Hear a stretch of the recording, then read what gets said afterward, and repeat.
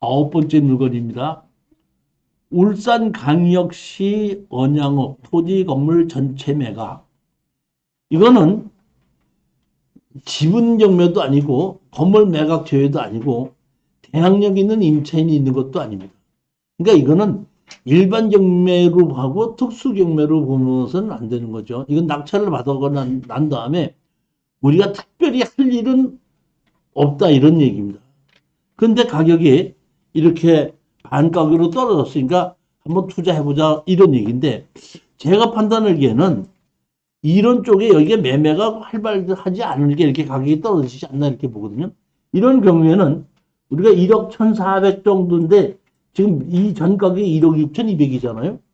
내가 이거를 낙찰을 받고 나면은 공인중개사한테다가 1억 6천 정도만 입금시키고 당신은 다 가져가셔도 좋습니다 하는 조건으로 팔 마음으로 사면은 돈이 된다 이런. 싸게 사서 싸게 팔고 나와라 이런 얘기예요. 여기 보면 제가 보면 항공사진을 보면은 여기가 전원주택 단지예요. 여기 이쪽에 전원주택 단지인데 여기 보면 뭐가 있어요 여기? 풀장도 있어요 풀장. 그러니까 이 집하고 이 집하고 같이 쓰는 풀장이 있는데 감정평가서에 보면 이 풀장도 일부 포함이 돼 있더라고요. 근데 여기는 좀 풀장이 있어서 저는 우리가 보면 이런 게 있을 때에 펜션이라고 그러죠 펜션. 풀 펜션 이러잖아요. 난 그게 아닌가 이렇게 생각했는데 제가 현장을 가보지는 못했는데 앞만 봐도 풀 펜션은 아니더라고. 그 근처에 무슨 뭐 산이 있다든가 뭐 계곡이 있다든가 이런 것 같지는 않아요. 보면 개인 전원주택. 예? 전원주택. 전원주택이에요. 그럼 전원주택인데 전원주택 단지 안에 이 집 앞에만 여기다가 이 저걸 만들어 놓았더라고. 수영장이 만들어져 있다 이런 얘기입니다. 제가 잘 압니다. 저희 고향 앞이에요. 아 그래요? 다계리가 저희 고향이에요. 이 전원주택이네 전원주택.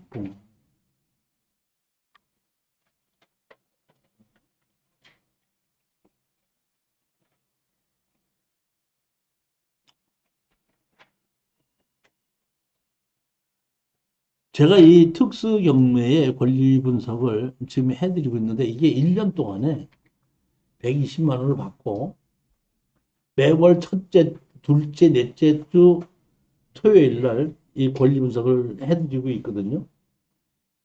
우리가 제가 예전에 경매 학원을 운영하면은 약 3개월 동안에 수강을 하고 그 다음에 다 수료시키고 내보냅니다.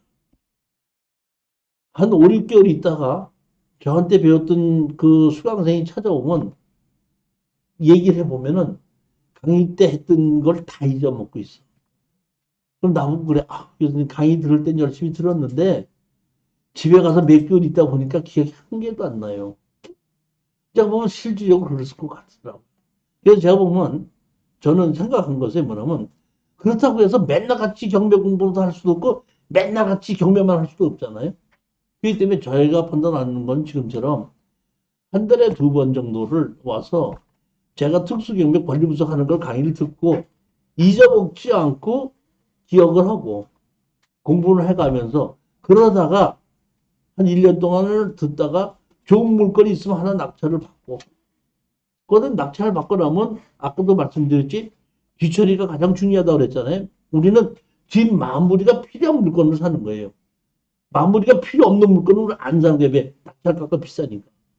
뒷 마무리를 해야 되는 건 뒷 마무리를 할 줄 모르는 사람은 못 사다 보니까 가격이 떨어지거든요. 근데 가격이 떨어질 때 사서 뒷 마무리를 해서 팔자 이것이 제 하다 보니까 그 뒷 마무리 하는 방법을 내가 설명을 드리고 가르쳐 드리고 이렇게 합쳐 저렇게 해서 1년에 한두 개 정도를 낙찰을 받아보면은 한 1년 정도를 제 강의를 계속 듣다 보면 그러면 이제 전문가가 된다. 아주 어렵고 고차원적인 것만 제가 골라서 권리 분석을 해드리는 거기 때문에 자연히 공부가 된다 이런 얘기.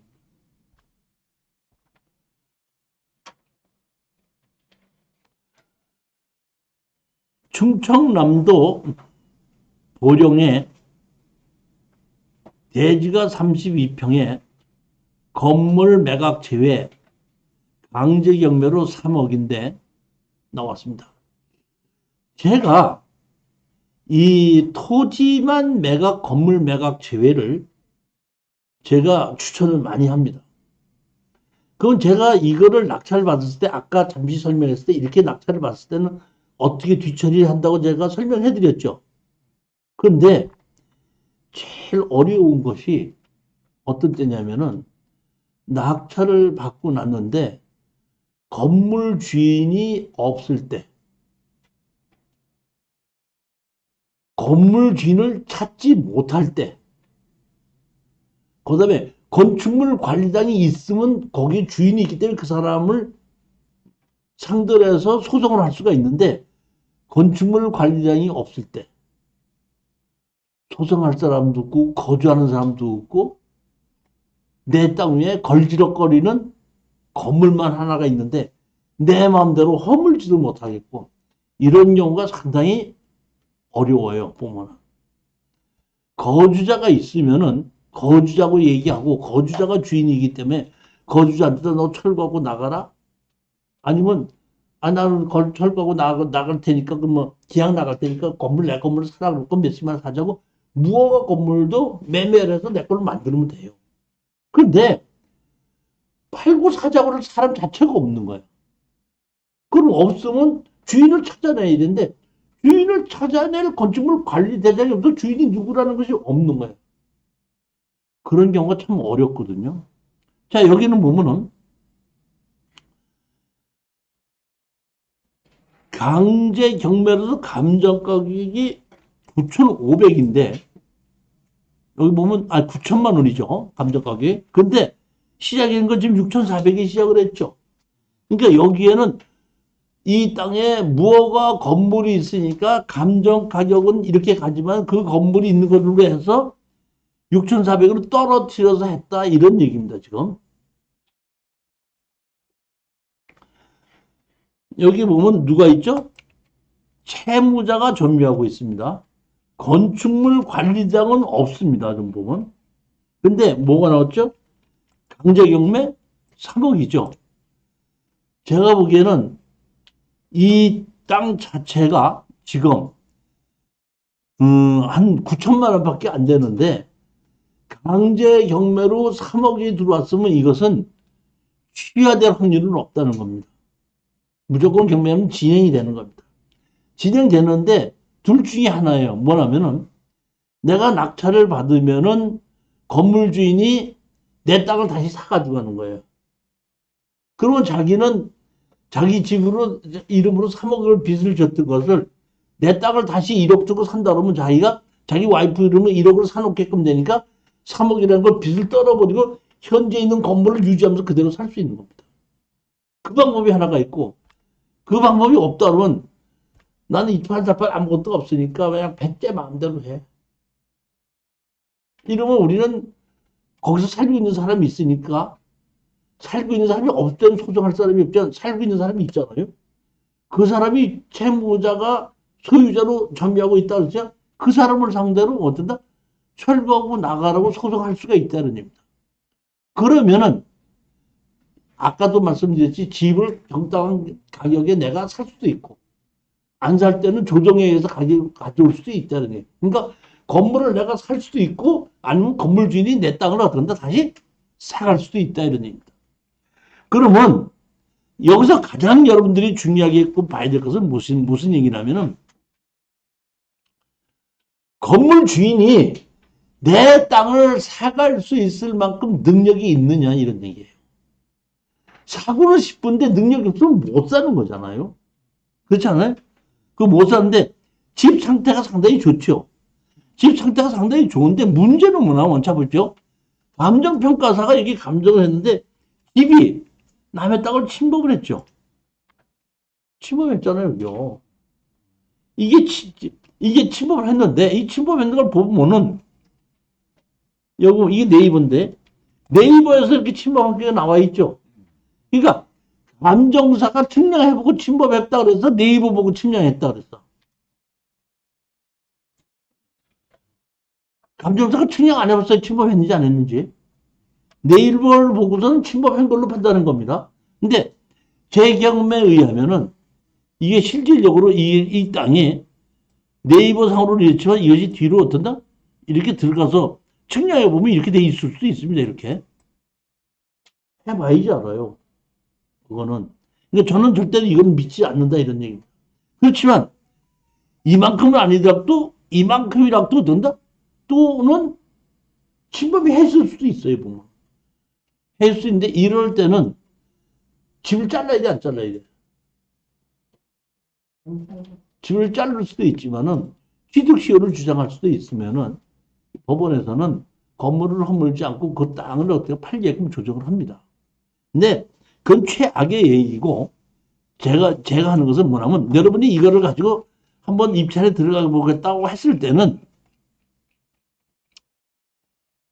이 동네 가셔서 이 집을 한번 보시고 옆집에 가든지 뒷집에 가든지 아니면 이장님을 찾아가서 이 집에 누가 어떻게 살고 있는지 한번 보고 얘기를 들어보면은 이 사람이 이 땅을 한 1억 정도를 다시 주고 살 만큼 여유가 있다 그러면 입찰 들어가는 거고 아이고 그 사람 개뿔도 없어 내일 모레 죽을 사람이야 이러면 쳐다보지 말아야 된다 이런 얘기.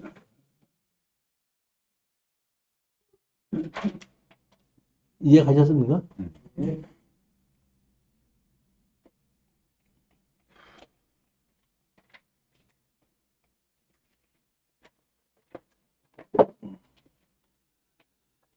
열한 번째입니다. 충청남도 아산시 근린생활시설 토지 건물 전체 매각. 저는 처음에 이걸 추천하려다가 70%까지밖에 안 떨어졌으니까 한 번 더 떨어져야 되지 않겠는가 이렇게 생각해서 빼놨다가 나중에 다시 자세히 보고서는 가도 되겠다 이런 생각을 한 겁니다. 제가 보기에 이거는 단기로 보지 말고 조금 장기로 보고 투자를 하는 것이 맞다고 보는데 제가 이게 권리생각하고 다 봤더니 그만 여기 아산에 요 동네가 그 음식점이 몇 개가 있는데 거기 음식점 동네가 한우 마을이더만. 그러니까 한우를 가지고 그 음식을 해서 파는 동네가 있는 곳이에요. 거기인데 아버지가 여기서 장사를 하면서 빚을 졌는데 아버지가 돌아가셨더라고요. 그러니까 빚은 언제 졌냐면 아버지 때 진 빚이야. 그러니까 아버지가 진 빚인데 아버지가 진 빚과 건물을 같이 상속을 받은 아들이 여기 가서 어떤다? 음식 장사를 하고 있는 것 같은데 아버지만큼 장사를 잘 못하는가 봐. 그렇게 해가지고 어떡한다? 아버지가 진 빚 갖고 경매로 나온 거예요. 제가 판단해 봤을 때 위치가 상당히 좋더라고요. 위치가 좋고 이렇게 제가 보면 항공사진을 봤을 때 이 앞에 주차를 시켜놓을 수 있죠. 내 음식점 앞에 주차를 시키는 자리가 있는 장소와 없는 장소는 엄청 차이가 나죠. 이 봤을 때 이런 정도의 분위기가 있다면 이런 정도에 한번 70%까지 떨어졌다면 이런 정도는 사도 되지 않겠는가. 이렇게 해서 제가 보기에는 은행에서 대출을 받고 이거는 음식점으로 월세를 받으면서 월세를 가지고 은행이자 대출을 받을 수 있게끔 만들어 놓고 그냥 잠시 2, 3년 열중 쉬어하고 있다가 어느 시기에 가서 팔 수 있으면 되지 않을까 이런 생각을 하고 추천하게끔.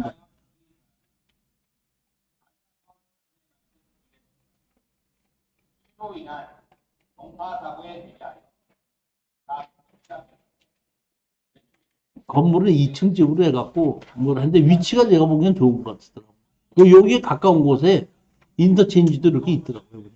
그러면 다 괜찮다는.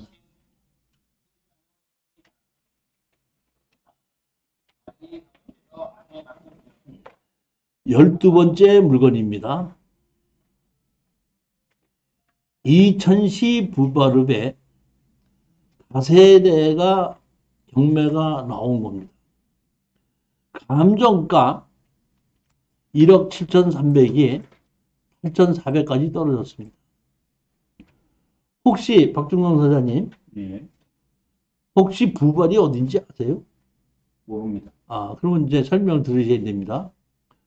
서울서부터, 성남에서부터 여주까지 전철이 개통이 됐습니다. 그 전철이 개통되면서 제가 이 부발역 쪽으로 엄청나게 10년 전에 땅 투자하러 많이 다녔습니다. 왜냐하면 이 부발역이 문경, 청주, 충주 이쪽으로 오는 기차의 환승역이 여기 부발역입니다. 지금 이 부발역인데 문경서부터 오는 것 말고 충주서부터 오는 것은 지금 이번에 다음 달인가 개통한다고 지금 발표가 났죠. 지금. 그러니까 이 여기가 부발이라는 역이 환승역이 있는 곳이 부발입니다. 또 하나 말씀드릴게요. 이천에 가면은 뭐냐면 하이닉스가 있죠. 네. 이 하이닉스 있는 곳 바로 근처가 이게 부발역이 있는 곳이에요. 다시 말하면 이 하이닉스가 증설을 한다고 했을 때에 이 반도체를 많이 팔리는 증설을 했을 때 이 노무현 정부 때 증설한다고 했는데 안 해줬습니다. 그래갖고 하이닉스가 어디로 간다면 오창으로 갔어요. 일부가. 근데 이명박 정부 때에 하이닉스가 다시 증설을 좀 해달라 했더니 증설하고 나서 그 옆에다 대규모로 쳤습니다. 그때 또 다세대 거기 하이닉스에 근무하는 사람들이 자리가 없어서 다세대 질 땅 구해달라고 저한테 몇 개를 얘기해서 그때 구하러 다니고 하던 곳이 부발이라는 곳입니다. 이런 부발에 부발역이 있고 SK 하이닉스가 있는 이런 동네에 다세대가 절대로 가격이 이렇게 떨어지지 않는데 종부세가 무섭긴 무서운 것 같아요. 이번에 3차까지 떨어진 거 제가 처음 봤습니다. 근 10여 년 만에 이 부발역 근처에 다세대가 3차까지 떨어지는 그런 겁니다. 권리 분석 싸움은 아무 문제가 없는 겁니다.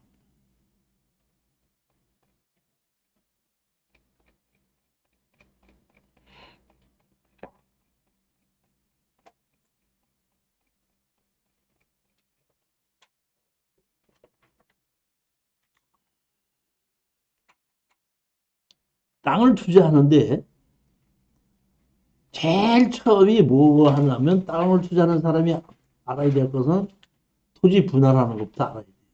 기획부동산은 분할하는 것만 갖고 돈을 버는 사람이에요. 근데 우리는 기획부동산이 되지 않으려면 분할만 해서는 안 됩니다. 기획부동산하고 토지개발 업자하고 다른 게 뭐냐면 기획부동산은 분할만 해서 팔고 개발업자는 도로까지 만들어주고 파는 겁니다. 건축허가를 받을 수 있게끔. 그러니까 기획부동산하고 개발업자하고 차이가 뭐예요? 기획부동산이 판 땅은 사도 건축허가 안 나는 겁니다. 못 내요. 왜? 자르기만 하고 도로가 없으니까. 근데 개발업자들은 자르고 뭘 만들어? 도로를 만들어. 가장 중요한 게 제일 먼저 땅을 갖고 투자하는 사람이 가장 핵심이 뭐냐면 제일 첫 번째 자를 줄 알아야 돼. 두 번째 도로 만들 줄 알아야 돼. 도로를 내 돈으로 만들어야 돼. 다른 사람이 만들어 놓은 도로를 내가 써먹어요.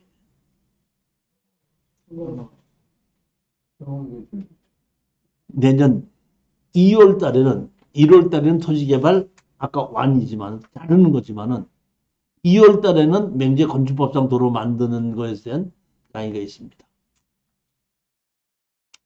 얼마냐고요? 10만 원입니다. 교재 포함해서. 매주 금요일 오후 3시서부터 5시까지 합니다.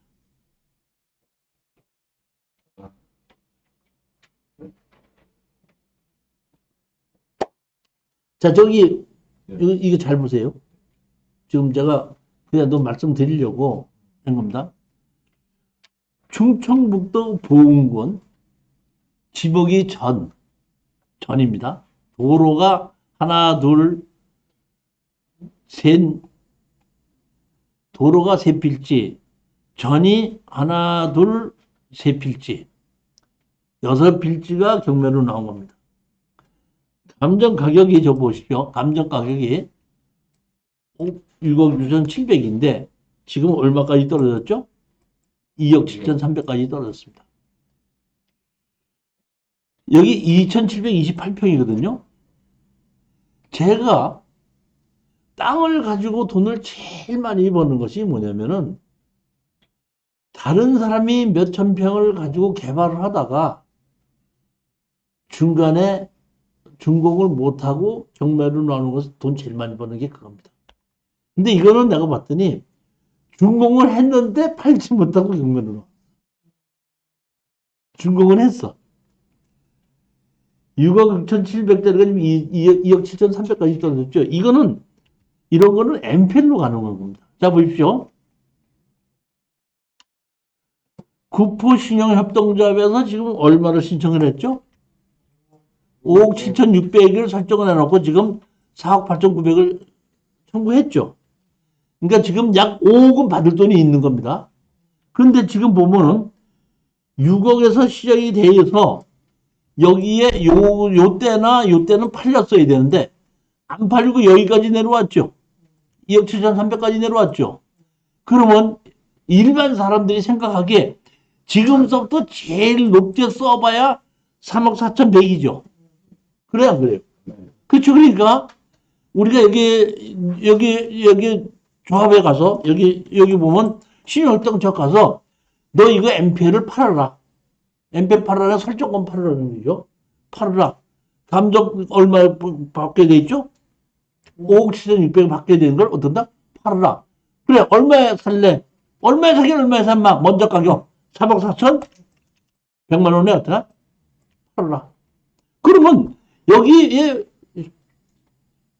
해서는 3억 4천 100만 원 준다 그러면 팔아야 돼 말아야 돼? 고민하겠죠.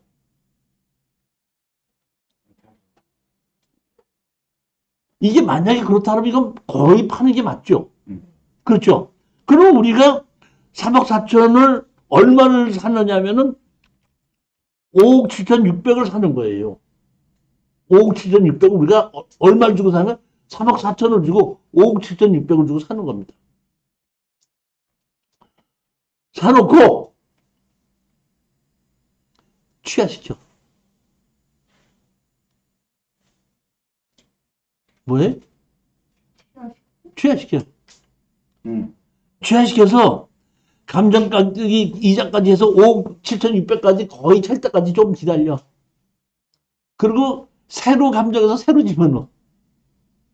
그러면은 집어넣으면은 얘기가 간단한 겁니다. 6억에 팔릴 수도 있죠. 새로 하면은. 그럼 우리는 얼마를 주고 샀죠? 그러면 우리는 3억 4천 주고 사서 가서 배당으로 얼마 주고 사는 6억을 받아오는 거죠. 6억 주고 팔렸으니까 6억을 받아오는 거 아니에요. 우리 받을 돈이 5억 5천 얼마가 있으니까 5억 7,600을 우리 다 받아오는 거 아니에요.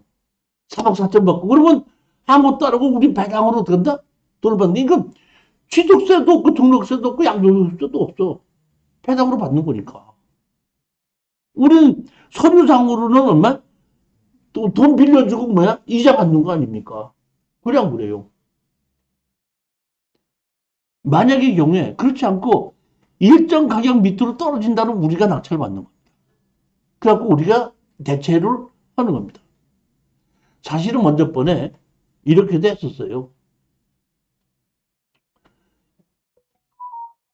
이런 거를 사가지고 보게끔 되면 이게 보면 5억 얼마 주고 사지 않습니까?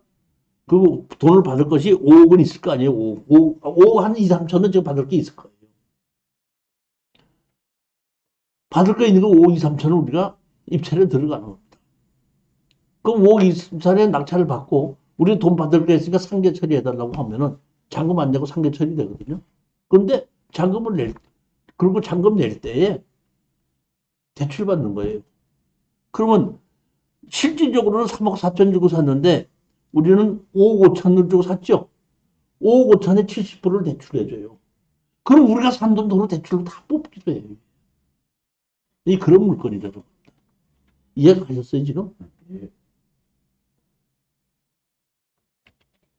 자, 그러면 내 생각대로 그렇게 팔려야 될 거 아니냐, 이런 얘기예요.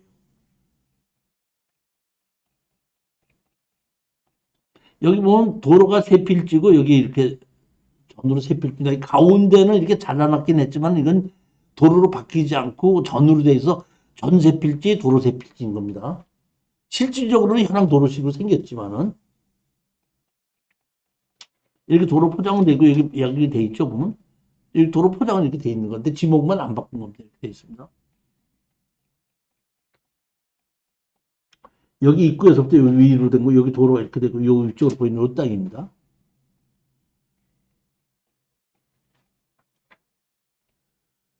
세종시하고 봉은하고 얼마나 떨어졌죠? 한 30km 떨어졌죠. 지금 보면 세종시가 올라가는 거는 옛날에 올라갔고, 이제 세종시의 정만, 공주, 이쪽 주변이 올라가고 있는 거거든요. 그러니까 세종시에 지금 현 정부에서 뭐를 한다고 했을 때는 다시 여기가 또 어떤다? 거래가 될 수 있는 지역이 아니냐. 어떻게 생각하세요? 그렇죠. 네. 저는 이거를 우리가 이런 거를 먹지 못하고 놓치면 안 되지 않냐. 나는 그렇게 생각을 해요. 이거는. 그러니까 이거는 우리가 찍었는데 MPL로 해도 되고 찍어서도 되고 뭘로 해도 되고 협상을 해도 되고 뭘로 가도 잘 살 수만 있고 협상만 잘한다면 충분히 몇 억을 우리가 수익을 얻을 수 있는 그런 물건이다 이런 얘기입니다. 제가 지금 부탁을 해놨거든요. 이거 MPL로 좀 살 수 있겠느냐. 근데 사실은 보면 유동화 회사에서 나오는 물건은 MPL로 잘 사는데 이렇게 저기 뭐야 이렇게 무슨 이게 보면 유동화 회사가 아니잖아요. 그 회사에서는 MPL 설정권을 팔고 사는 걸 잘 몰라. 그리고 지네들이 이렇게 얼마 주고 대출을 받았다가 경매를 하는데 손해 봐가지고 안 팔려고 손해 본 건 그냥 하는데 또 누구한테 얼마 팔았다고 뭐 차임을 하기 때문에 MPL을 잘 안 팔린다고 그래요. 이게 근데 MPL을 성사할 확률이 아주 낮아요. 그렇지만 된다 그러면 그렇게 가도 되고 안 된다 그러면 그냥 입찰에 들어가도 된다 이런.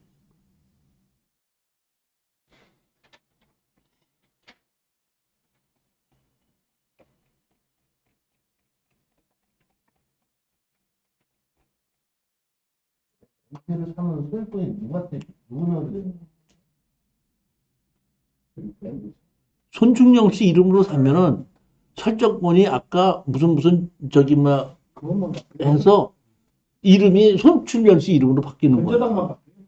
사고는 그냥 못 사고 업체에서 사고 이름만 대기로 또 산다는 건가? 아니 그러니까 이제 MPL 회사에서 그렇게 하는데 이렇게 우리가 사놓고 그러니까 채무 인수 방식이라고 해갖고 네. 사는 걸 계약해갖고 그쪽에서 경매를 집어넣으면 우리가 3억 4천에 사놓고는 우리가 4억 5천에 입찰에 들어가는 거예요. MPL로 업체에다 MPL로 이러면 유학을 살 거 아닙니까? 그렇지 않으면은 정부 다를 등기부등본산에서 우리 MPL 회사를 만든 것을 넘겨와야 되는 거예요. 넘겨왔을 때는 아까 얘기했던 대로 우리가 취하시켰다가 다시 경매를 집어넣는 거예요. 그러니까 MPL 회사로 넘겨와서 살 수도 있고 MPL 회사로 넘겨오지 않고 어떻게 한다? 채무 인수 방식으로 뒤로 계약을 해서 할 수도 있는 방법이 있는 거예요. 그러니까 그 서로 협상을 해갖고 상대편에서 어떻게 하겠다는지에 따라서 해야 되면서 MPL 회사를 뭐 빌려온다든지 아니면 채무 인수 방식으로 한다든지 그런 조건이 연결이 되는 거예요. 은행에 빌리라는데 MPL 회사라도 넘어갔다니까 업체로 그러니까 다시 말하면 지금 은행에서 진행되는 거죠. 아니 그러니까 다시 말하면 MPL 회사가 사가지고 아까 내가 얘기했지 MPL 회사가 사버리면은 MPL 회사가 사갖고 자기네가 취하시켰다가 나중에 자기네 이름으로 다시 경매를 집어넣을 수가 있어 MPL 회사가. 근데 MPL 회사로 사지 않고 채무 인수 방식으로 한다 이런 얘기야. 그러면 아까 그 추집에 가서 3억 4천에 우리가 사는 걸로 우리끼리 계약을 해놓는 거야. 계약을 해놓고 이 3억 4 입찰 들어가 입찰 본집을 먼저 줘요. 그러면 그걸 가지고 걔네들이 어디가 입찰에 들어가. 입찰에 들어가는데 우리는 얼마에 들어가냐면 5억을 낙찰을 받을 금이 있으니까 5억에 입찰이 들어가는 거야. 서류상으로는. 그 무조건 1등 하는 거 아니야. 그리고 5억을 우리가 법원에다 내. 5억을 법원에다 내면 내가 그걸 받아갖고 아까 그 신용 금고에서 3억 4천은 자기네 갖고 나머지는 우리한테 돌려주는 거야. 뒤로.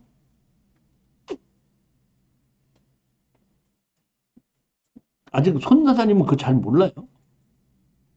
NPL 하는 거 이거 잘 몰라요?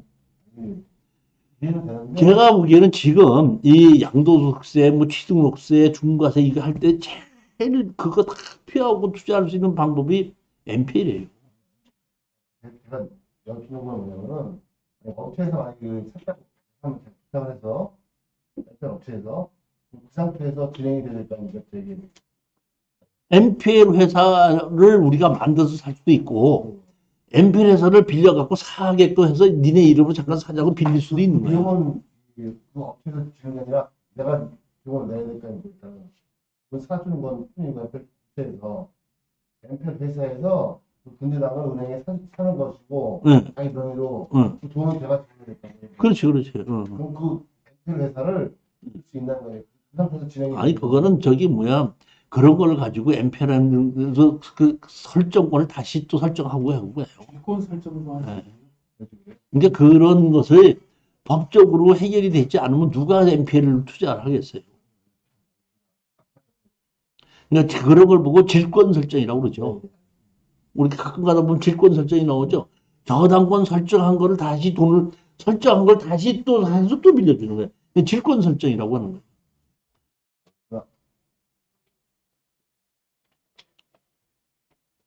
14번째입니다. 부산시 북구 덕천동 아파트 공유물 분할 경매 상속으로 3명이 낙찰을 받았는데 이건 아무 문제가 없는 겁니다. 뭐 대항력 있는 임차인도 없고 뭐또 일반 물건이고 이거 아파트이기 때문에 이거는 가격만 적당히 써서 낙찰 받으면은 되는 일반 아파트 물건이나 이 공유물 분할 경매나 이거는 똑같이 마찬가지인데 제가 보기에는 이거는 다른 사람이 사서 경매를 집어넣은 것이 아니라 형제들끼리 상속을 받아갖고 서로 마음이 안 맞았는지 야 팔아갖고 우리 돈 나누자 이렇게 하면 될 텐데 얼굴도 보기 싫어 그냥 경매로 팔아갖고 네 얼굴 안 볼 거야 나 그냥 법원에서 배당 받아갖고 올 거야 이렇게 해갖고 경매로 이렇게 집어넣은 것 같아요 제가 보면.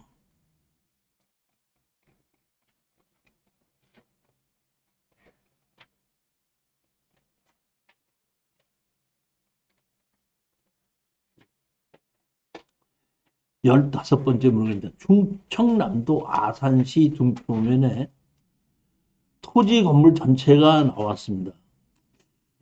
이것도 제가 보기에는 종부세 때문에 이런가 이런 생각이 좀 들어요. 아산시 여기에 전원주택 단지에 전원주택이 지어진 겁니다. 세입자도 없고 여기에 있는 주인이 이걸 지어서 갖고 있다가 분양을 하지 못하고 지금 그 세금을 안 내서 공매로 나온 것 같아요. 보면. 그러니까 이거를 분양받아서 지어서 분양했던 그런 회사가 아닌가 싶어요. 보면. 그러니까 자기네들이 신탁에 맡겼다가 신탁에 맡기게끔 다른 사람들이 압류도 못하고 아무것도 못하게끔 되는데 신탁에 맡겼다가 신탁에 풀었고 공매로 지금 나온 겁니다.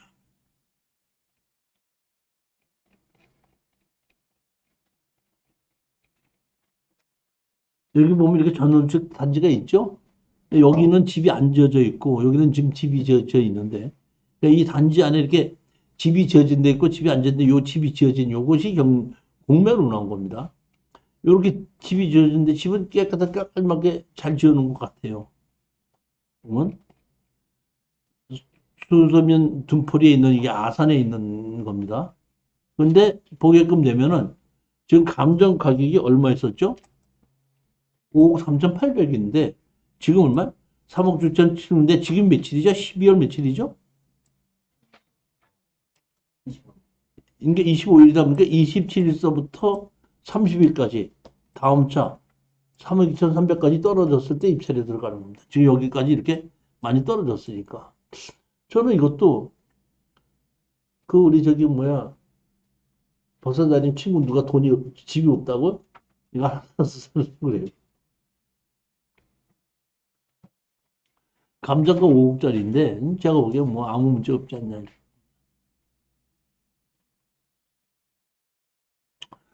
토지개발2는 어저께부로 강의가 끝이 났고 이 강의를 다시 한다면 4개월 후에 하게끔 되는 겁니다.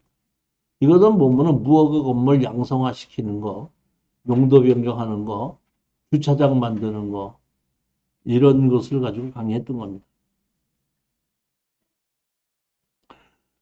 자, 지금은 10분 쉬었다가 할 시간입니다. 10분 쉬도록 하겠습니다. 16번째 물건 보시겠습니다. 충청남도 공주시 유급 토지 매각 농지증 필요 지목이 답입니다. 근데 무허가 건물이 있고 건축물 관리대장이 없기 때문에 이거는 농지증 안 해주기가 쉽습니다.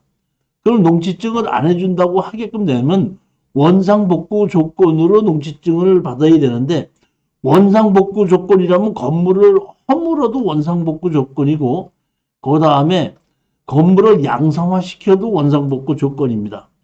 근데 제가 가장 어려운 것이 뭐라고 얘기했냐면 건물이 있고 건물 주인이 없고 건축물 관리장이 없을 때 가장 어렵다고 그랬죠.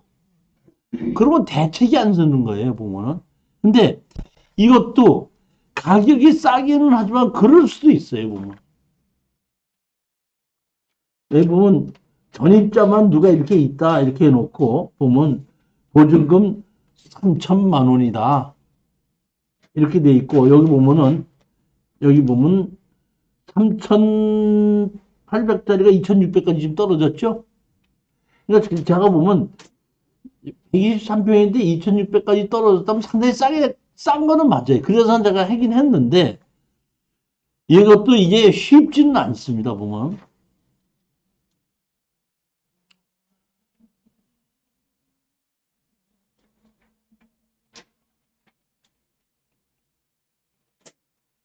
건물이 여기 뒤로 넘어갔죠? 그렇죠? 건물이 이거 넘어간 겁니다, 이거는. 건물이 이만큼 넘어갔습니다, 이거는. 근데 제가 보면은 이거는 건물이 넘어간 걸로 보여요. 뭐냐 하면은, 항공사진을 우리가 보게끔 되면은 옛날 사진이 있고 있는데 측량을 하게끔 되면 옛날하고 지금하고 측량을 하기 때문에 측량이 옛날에는 평판 측량을 했고 지금 항공에서 사진 찍고 하기 때문에 측량이 많이 다른데 시골에는 측량을 해보면 3, 4m, 4, 5m가 틀릴 수가 있어요. 그러면 뭐 하냐? 3, 4m, 4, 5m 틀릴 때에 뭐라면 도로를 중심으로 해서 집을 잡아요. 도로가 틀려서 도로가 없는 걸로 만들고 도로가 이쪽에 있다고 이렇게 하지 않고 대부분이 도로를 가까운 곳으로 어차피 몇 미터 틀리니까 이렇게 밀리냐 이렇게 밀리냐 할 때 그러니까 측량을 해보면 지금 보면은 한 10여 년 전에는 이쪽에서 이렇게 밀리고 이쪽에서 있는데 가운데 내가 서류상으로는 땅이 200평인데 실질적으로 가서 측량해보면 100평밖에 없어. 밀려가지고. 그래갖고 뭐 그런 쪽에는 지금 한참 정리할 때 한 10년 전에 정리할 때 측량 불가 지역 뭐 이렇게 또 나오고 합니다. 그럼 항상 보게끔 되면 제가 측량을 하다 보면 여기 도로 옆에 이렇게 땅이 차여져 있죠. 도로를 이렇게 침범하지 않았죠.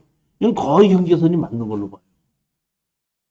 그렇기 때문에 이거는 거의 그 건물이 뒷땅을 침범한 걸로 보여요. 아까하고는 좀 달리 보면은.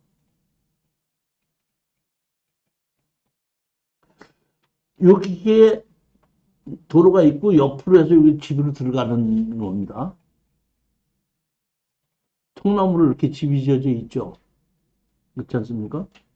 여기로 이렇게 나오게끔 돼 있는데 이거는 제가 보기에는 세입자가 있다. 세입자가 이해 나보면 좀 이상한 것 같아요. 보면 자 보십시오. 2016년도에 입주하고 2021년도에 학자를 받았죠. 그리고 21년도에 배당 요구를 했죠. 그렇잖아요, 보면. 이것은 제가 보기에는 뭐라고 보냐면, 예? 가능. 그렇지. 내가 보기엔 그런 것 같아, 나 보면. 그 이름이 비슷해요. 이종. 그리고 이종율이고, 여기는 내가 보면 이종현이잖아요. 제가 보기엔 같이 형제나 식구 아닌가 싶은데, 나중에 이거를 경매가 나오니까 이런 식으로 만드는 것이 아닌가, 이런 싶은 생각이 들어요, 보면. 근데 압류는, 여기 보면은, 압류 해갖고 박송리가 2004년도에 해갖고, 기준 권리는 빨리기 때문에, 대항력은 없는 걸로 나오는 거죠, 보면. 근데 이게 그러면, 강제경매로 해서, 유구 농협에서 하는 거죠, 강제경매로. 누구에서 가압류해가지고. 근데 이것이 실질적으로, 이 가압류가 만약의 경우에, 하고 여기에 충주 세무서에 있는 것이, 요것이 기준 권리가 안 될 때는 대항력이 생기는 겁니다. 근데 여기 기준 권리가 이게 그대로 이것이 실질적으로 가압류가 나 있더라, 압류는 이게 살아있다 그러면, 여기 압류, 세무서에서 압류했지 않습니까? 그러면 내가 보면 이거는 기준 권리가 될 수가 있거든요. 보면. 그러면 그 후에 이 사람이 전입이 들어온 거는 이거는 소멸이 됩니다. 이런 얘기다. 근데 실질적으로 집어넣은 건 유구 농협에서 집어넣기 때문에 이 앞에 것이 다 받을 게 없이 다 이미 갚았는데 서류상으로만 돼 있다고 할 때는 대항력으로 인정이 갈 수도 있다. 이런 얘기입니다. 압류는 3년 지나면 이렇게 아니, 그 말소를 신청을 했을 때에 판단을 해주는 것이지 신청을 하지 않으면 그대로 쓰는 거예요. 저절로 없어지진 않아요. 경매에서 그때 그러니까 보면은 내 얘기는 뭐냐면 가압류 없애는 것이 문제가 아니라 이 사람이 이 승남이라는 사람이 이 종률이라는 사람이 대항력을 행사를 할 수 있지 않느냐는데 이 앞에가 다 죽어버렸을 때는 대항력을 행사를 할 수 있는 거고 이 앞에가 죽지 않았을 때는 대항력을 행사를 못한다. 그런 얘기하는 거예요. 근데 가짜는 같아요. 보면.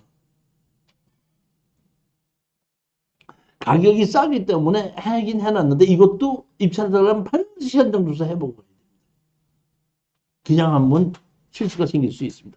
여기 가서 이장이나 누구하고 여쭤봤는데 여기 주인이 누구고 누가 살아있었고 어떻게 됐었고 하는 것을 알아내야 됩니다.